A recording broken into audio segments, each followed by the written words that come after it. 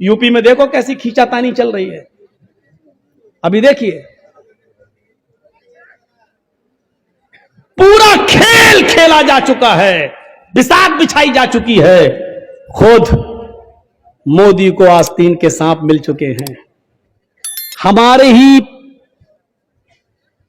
ही लोगों में ऐसे लोग भी मिल चुके हैं जो पसे पर्दा उसकी मदद करने के लिए तैयार हैं। उनको मालूम है कि 2 सीट भी हम नहीं जीतेंगे, उनको मालूम है कि हमारी 2 सीट भी नहीं निकलेगी, लेकिन 100 सीटों पर खेल बिगाड़ने का उसी का तो इनाम है, उसी का तो पैसा है, उसी की बदौलत तो हमारी यूनिवर्सिटियां, मेडिकल कॉलेज और ये सारी चीजें चल रही हैं। उनको मालूम है अच्छी तरीके से, वरना वक्त के हालात के तनाजुर मत देखिए, मॉब लिंचिंग को देखिए, एनआरसी और सीए पर होने वाले एहतजाज में एकतरफा गोलियों से ठोक दिया गया, मार दिया गया, रहम नहीं आ रहा। इन तमाम चीजों को देखते हुए जर्जीस ने यह कहा है, मैं नहीं कहता कि मेरे लिए फला पार्टी अच्छी है, यकीनन कोई पार्टी अच्छी नहीं है, लेकिन इस वक्त यूपी में आपको यह देखना है कि हमारा बड़ा नुकसान किस में है और छोटा नुकसान किस में है। हमें छोटा नुकसान गवारा कर लेना चाहिए बड़े नुकसान से बचने के लिए। किसी पार्टी का नाम नहीं लिया,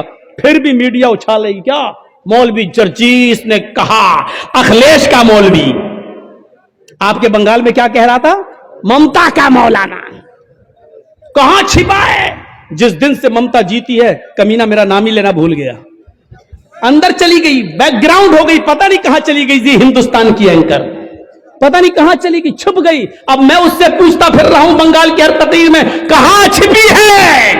जर्जीस तो शेर की तरह धार रहा है, तू कहां छिप गई है, किस बिल में चली गई है, कहां, उसका पता नहीं है।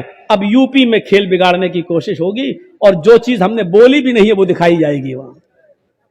अभी यूपी में कोई तकरीर मेरी नहीं हो रही है, मैंने पहले कह दिया 6 महीने, अभी जब तक यहां इलेक्शन नहीं हो जाएगा मैं नहीं बोलूंगा, मैं तकरीर ही नहीं करूंगा यूपी में। क्यों? क्योंकि मेरी एक तकरीर चाहे जुमे का खुतबा भी दूं, वो भी उसको उछाल के और इधर उधर का बिहार बंगाल का लाके टीवी वाली उसको जोड़ देगी, इधर उधर का लाके। देखिए मौलवी ये बोला, बोलेंगे हम बंगाल में और दिखाएगा कि यूपी में बोला, क्योंकि ये झूठ इन्होंने अपने बाप से सीखा है, ये झूठ इन्होंने अपने बाप से, अब बाप का नाम नहीं लूंगा, आप जानते हैं वो बाप कौन है।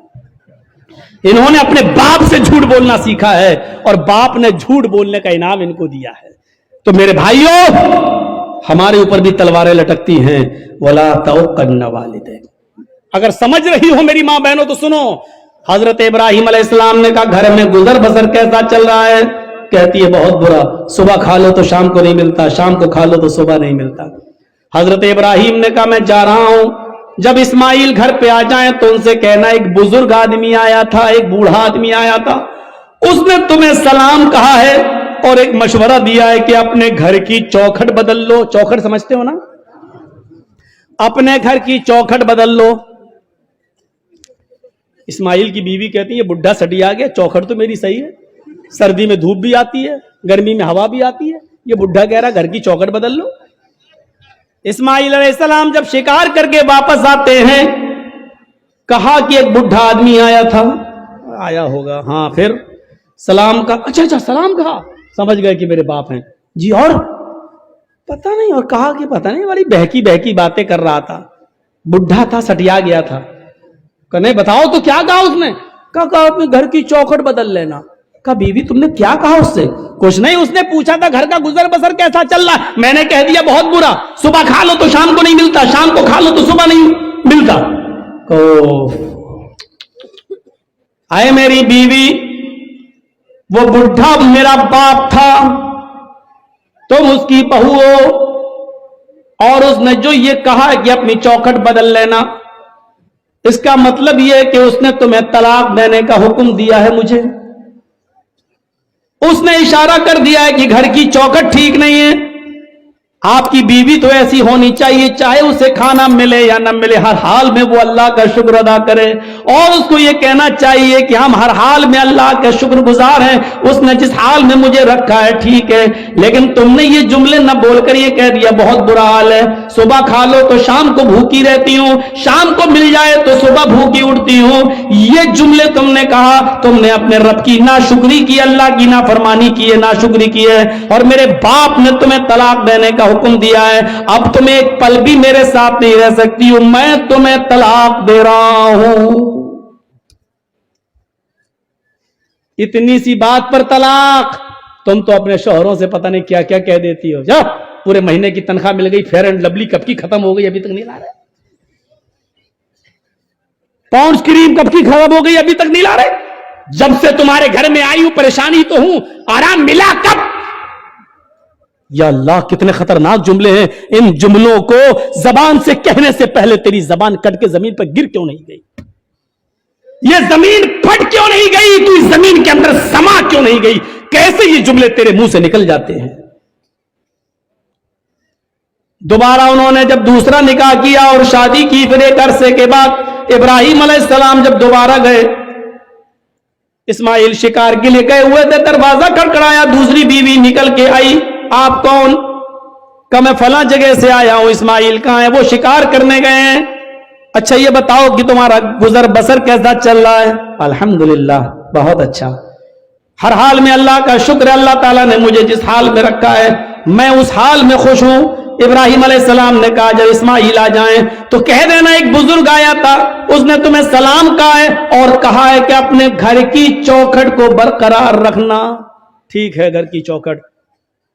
وہ بھی تعجب کرنے لگی, گھر کی چوکھٹ ٹھیک ہے؟ ارے ہم نے کب کہا غلط ہے؟ تم ہوتے کون مشورہ دینے والے؟ ٹھیک ہے تو ٹھیک ہی ہے. جب بیوی کو پوری بات بتائی بیوی نے اسماعیل کو, تب کہا کہ وہ چوکھٹ تم ہو, اور ابراہیم علیہ السلام میرے باپ نے کہا اس کو برقرار رکھنا کیونکہ تم نے اللہ کا شکر ادا کیا ہے. شکر گزار عورت کو. تو پورا واقعہ بتانے کا مقصد یہ کہ ماں باپ کی بات ماننا. گھر بار سے نکالنے کو کہیں تو نکل جاؤ, لیکن ماں باپ کے سامنے اف بھی مت کرنا. کتنے لوگ ہم سے ملتے, مولانا میری اولاد میرا کہنا نہیں مانتی, مولانا میری اولاد میرا کہنا نہیں مانتی. کچھ ایسی تقریر کرنا کہ اولاد کو کچھ اثر ہو. حضرت عمر فاروق کے پاس ایک شخص آتا ہے, حضرت عمر فاروق کے پاس ایک صحابی آتے ہیں اور کہتے ہیں کہ امیر المومنین میرا بیٹا دن پہ دن نالائق ہوتا جا رہا ہے, دن پہ دن میرا بیٹا نافرمان ہوتا جا رہا ہے, اس کو آپ بلائیے اور اس کو سمجھائیے. سنو, ابراہیم عمر حضرت عمر نے کہا اچھا بلاؤ بیٹے کو. بیٹے کو بلایا گیا. حضرت عمر نے کہا یہ تمہارے باپ ہیں؟ ہاں. خوب ڈانٹا. شرم نہیں آتی؟ اس عمر میں اپنے باپ کو ستاتے ہو, نافرمانی کرتے ہو, اپنے باپ کا دل نہیں رکھتے ہو, اپنے باپ کا کام نہیں کرتے ہو. پورا ڈانٹ چکے اور جب تھک گئے ڈانٹ ڈانٹ کر حضرت عمر, تب بیٹا بولا امیر المومنین اگر سمجھا چکے ہوں تو میں کچھ بولوں؟ کہاں بولو کیا ہے, اب میری بھی کچھ سنیں گے؟ کہ ہاں بالکل تمہاری بھی سنیں گے. کہا یہ بتائیے کہ سارے حق بیٹے کا ہی ہے کہ باپ کے لیے یہ کرے؟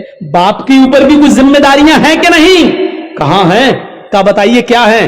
حضرت عمر نے کہا 3 ذمہ داریاں باپ کے اوپر سب سے پہلے عائد ہوتی ہیں. پہلی ذمہ داری یہ کہ جب گھر میں بچہ پیدا ہو تو اس کا اچھا نام رکھا جائے. دوسری ذمہ داری باپ کے اوپر یہ عائد ہوتی ہے کہ جب وہ 7 دن کا ہو تو اس کا عقیقہ کیا جائے. تیسری ذمہ داری باپ کے اوپر یہ عائد ہوتی ہے کہ جب اس کا بیٹا بالغ ہو جائے تو اس کی دیندار اور شریف گھرانے میں اس کا نکاح کر دیا جائے. یہ 3 ذمہ داری باپ کے اوپر بھی عائد ہوتی ہے. اب لڑکے نے کہا امیر المومنین ذرا میرے باپ سے پوچھو ان تینوں کاموں میں سے کیا کام کیا میرے ساتھ؟ اچھا پوچھو اس نے جب میں پیدا ہوا تو نام کیا رکھا؟ حضرت عمر نے کہا کیا نام ہے؟ اس نے عربی میں جملہ بولا جس کا اردو میں ترجمہ ہوتا کھٹمل. کیا نام ہے تمہارا؟ کہا کھٹمل. کہ یہ نام رکھا ہے میرے باپ نے. 7ویں دن کا ہوا, پوچھو عقیقہ کیا؟ نہیں کیا. اور جب بالغ ہوا تو میری شادی بھی کر دی, پوچھو دیندار لڑکی سے کی؟ کہا کیسی لڑکی سے کی؟ کہا ڈائن سے کر دی. وہ ہمیں اس کی خدمت ہی نہیں کرنے دیتی ہے, وہ کہتی ہے ہٹ نہیں تیرا باپ نے چل, وہ ہمیں سمجھنے ہی نہیں دیتی. جب میرے باپ نے ہی میرے حقوق ادا نہیں کیے تو مجھ سے کیا امید رکھی جا رہی ہے؟ اب حضرت عمر نے باپ کو ڈانٹا. دونوں طرف ہیں اسلام کے معاملات، لیکن ماں باپ کو ایک درجہ حاصل ہے۔ کچھ دنیا میں ایسے لوگ بھی گزرے ہیں کہ جب مامون رشید کا خطاب آیا، خلیفہ جب مامون رشید کا خطاب آیا تو یحییٰ برمکی اور اس کا بیٹا فضل برمکی اور اس کا بیٹا یحییٰ برمکی، یہ دونوں کے دونوں مامون رشید کے خطاب میں آ گئے اور جیل میں ڈال دیے گئے۔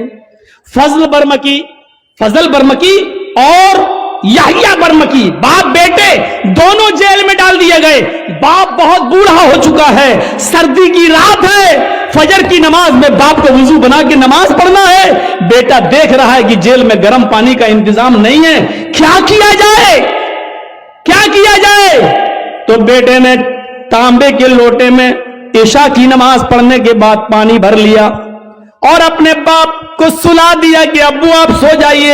اس جیل کے اندر یحییٰ برمکی سو رہے ہیں اور ان کا بیٹا فضل برمکی تانبے کے لوٹے میں پانی لے کر اپنے پیٹ میں لگا لیتا ہے۔ عشاء کی نماز کے بعد اپنے پیٹ پر وہ پانی کے لوٹا لگا لیتا ہے، تانبے کا لوٹا، اور فجر کی اذان تک لگاتا ہے کہ پیٹ کی گرمی سے اس ٹھنڈے پانی میں کچھ گرمی آ جائے، اس تانبے کے لوٹے میں کچھ حرارت آ جائے، اور صبح جب فجر کی نماز میں میرے باپ وضو بنائے تو میں تھوڑا گرم پانی اپنے باپ کو دے سکوں۔